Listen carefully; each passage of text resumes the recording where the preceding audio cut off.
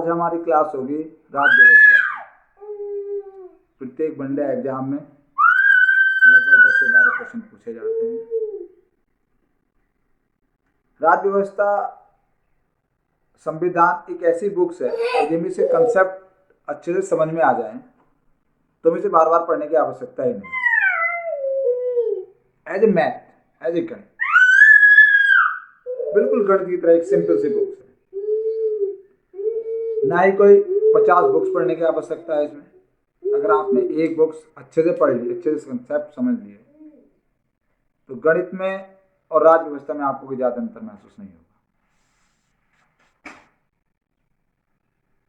पहले मैं आपको इसकी तुलना करके दिखाता हूं गणित से, या गणित की जगह कोई भी आप बुक्स मान सकते हैं। फिर हम इसे पढ़ना शुरू करेंगे। आखिर हमें करना क्या है राज्य व्यवस्था के साथ। हमें वकील तो बनना नहीं है, जज तो हमें बनना नहीं है कि हमें संविधान को पूरा पढ़ ले, रट डाले उसे। हमें इस राज्य व्यवस्था तो इस तरह पढ़ना है कि हमारे वनडे एग्जाम का कोई भी क्वेश्चन इससे बाहर न जाए, और बहुत आसानी से।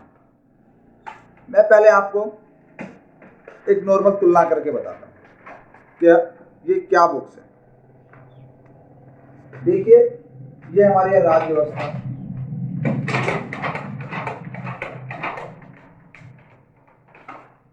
और इधर है हमारा गणित।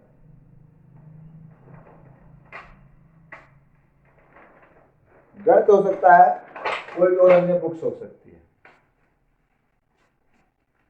बुक्स में क्या होते हैं सब? इंडेक्स में क्या होता है? लेसन लिखा होता है, चैप्टर लिखा होता है, या उसे पार्ट बोलते हैं।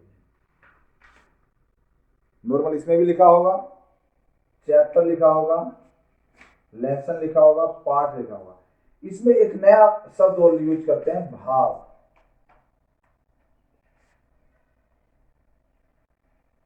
क्या नया शब्द यूज करते हैं? भाग।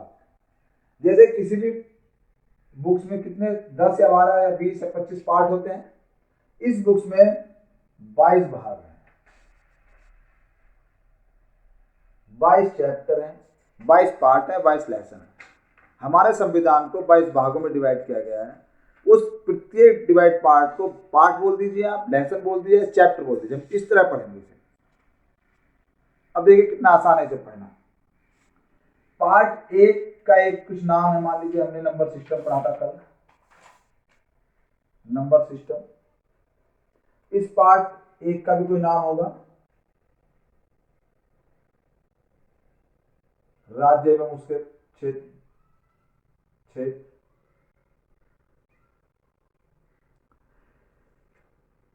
हम तुलना इसलिए कर रहे हैं ताकि हमें पता चल सके कि हम पढ़ क्या रहे हैं। पढ़ना हमें क्या है, राज्य व्यवस्था को पढ़ना किस तरह से हमें, वरना हम इसमें लग जाएंगे। हमें सिंपल वे में पढ़ना है। हमें किसी भी बुक्स को तब पढ़ना जाता है जब हम बुक्स को पढ़ें, ना कि बुक्स हमें पढ़ाएं। संघ एवं राज्य क्षेत्र, संघ एवं राज्य क्षेत्र होगा, इसका पार्ट नंबर सिस्टम हो गया। अब हमें समझ में आ गया पार्ट 1 में हमें क्या पढ़ना है, लेसन 1 में, चैप्टर 1 में क्या पढ़ना है, ये वाला नाम है। बस अंतर इतना होता है कि हमें इस पार्ट 1 का नाम याद नहीं करना था, हमारे किसी क्वेश्चन में नहीं आता है। कभी नहीं आता कि मैथ में बताइए उस पुस्तक में पार्ट 1 का क्या नाम है, लेकिन इसमें आता है भाग के रूप में कि भाग 1 क्या है। अब इस पार्ट 1 में बहुत सारे टॉपिक होंगे, छोटे छोटे। ऐसे इसके अंदर भी बहुत छोटे छोटे टॉपिक हैं जिन्हें बोलते हैं अनुच्छेद, आर्टिकल। जैसे पार्ट 1 आर्टिकल अनुच्छेद है। जैसे पार्ट 1 में 1 से 4 तक आर्टिकल, 1 से 4 तक। मेरा कहने का अभिप्राय सिर्फ इतना है कि हम राज्य व्यवस्था को, देश में होने वाली शासन व्यवस्था किस प्रकार चलाई जाए, उस हिसाब से पढ़ेंगे। पुस्तकों को कंपेयर करते बहुत आसानी से वे में पढ़ेंगे। जैसे आज मैं भाग 1, चैप्टर 1, लेसन 1, लेकिन हम आज भाग 1 पढ़ेंगे।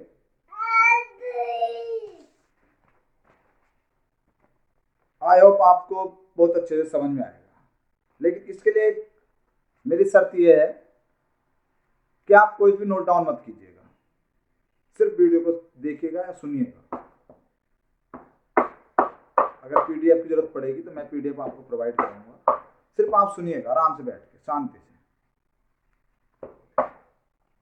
चलिए चैप्टर पहला पढ़ते हैं, भाग 1,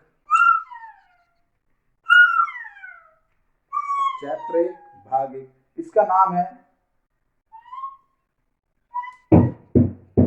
संघ एवं राज्य क्षेत्र। पहले हमें किसी भी विषय में पढ़ने के लिए उसका नाम रखना होगा, तो संघ एवं राज्य क्षेत्र। इसमें हमें आर्टिकल पढ़ने हैं मात्र 4, 1 से लेकर 4। कितने आर्टिकल पढ़ने हैं? 1 से 4। भाग 1 पर सिर्फ 4 आर्टिकल पर हमें पढ़ने हैं। आर्टिकल 1, आर्टिकल 2, आर्टिकल 3 और आर्टिकल 4। आर्टिकल 1 क्या कहता है?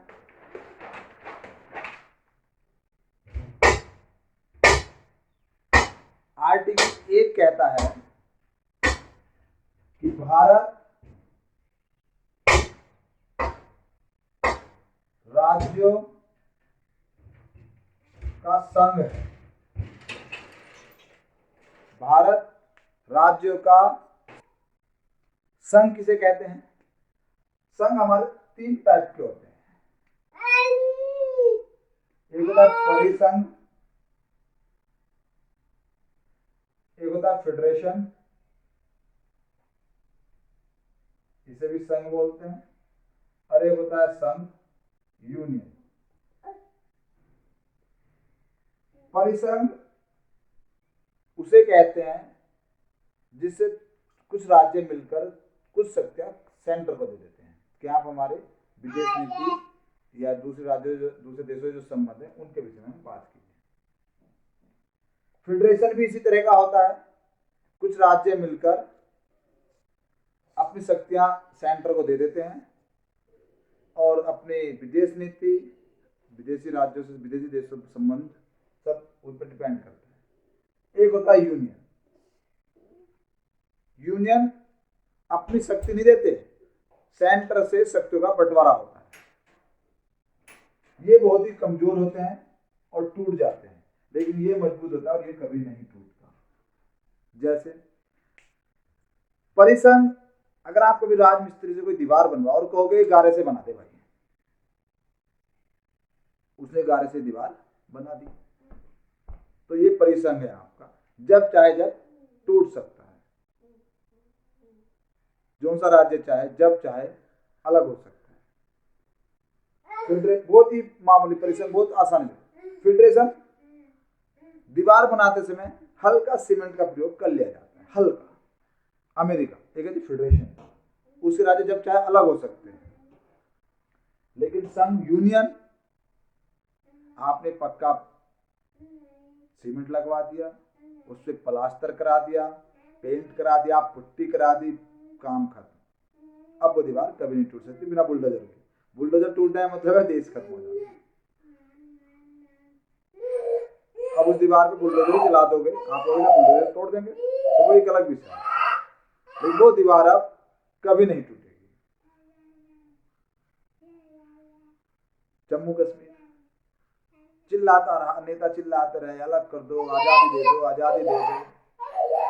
अरे मूर्ख लोगों, कभी पढ़ लेते संविधान का आर्टिकल 2 ही, एक ही आर्टिकल पढ़ लेते, 2 आर्टिकल पढ़ लेते, 3 आर्टिकल पढ़ लेते, भाग 1 तो कम से कम नालायक पढ़ लेते। आप इतने सालों से चिल्लाते आ रहे हैं हमें अलग कर दो, हमें अलग कर दो। भाई नहीं हो सकता अलग, कोई राज्य चाहकर भी अलग नहीं हो सकता है एज ए यूनियन। पर कभी संविधान पढ़ेंगे नहीं।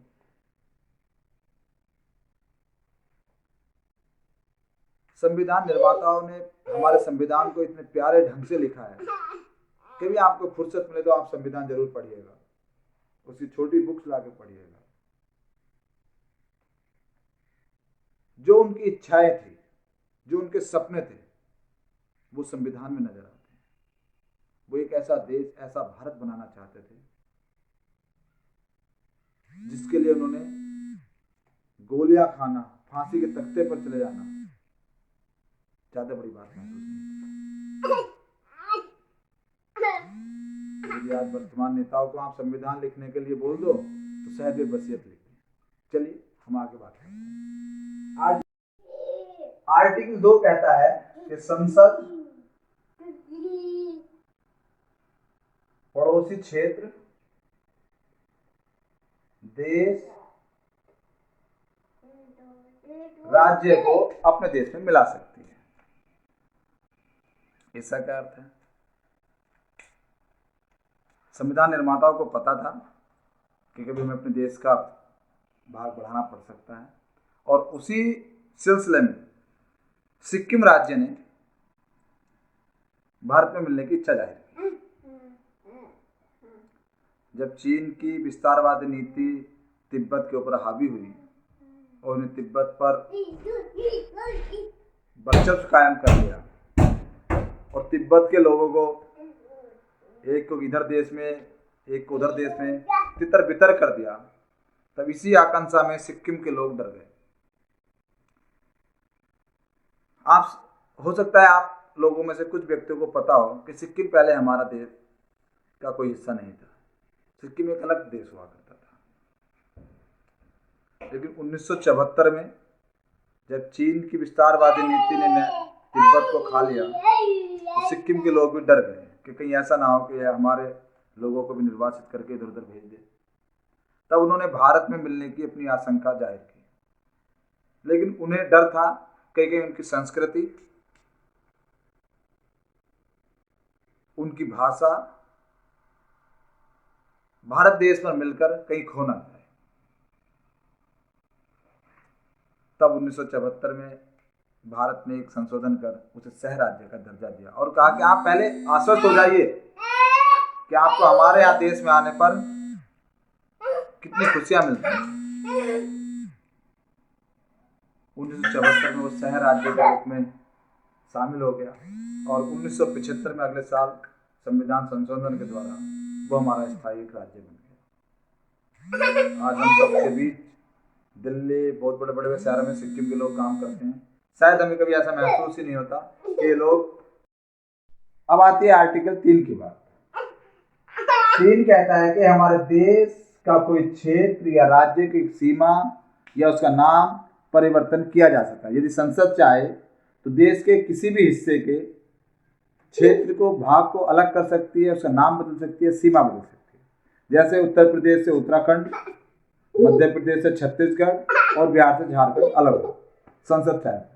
आर्टिकल नंबर 4, उपरोक्त तीनों कार्य कौन से? 1, 2, 3। आर्टिकल 1, 2, 3 के जितने भी कार्य हुए हैं, संसद राष्ट्रपति की कोई विशेष अनुमति की आवश्यकता नहीं होगी, एक से पूर्व अनुमति की जी भाई जी हम ऐसा काम करने जा रहे हैं।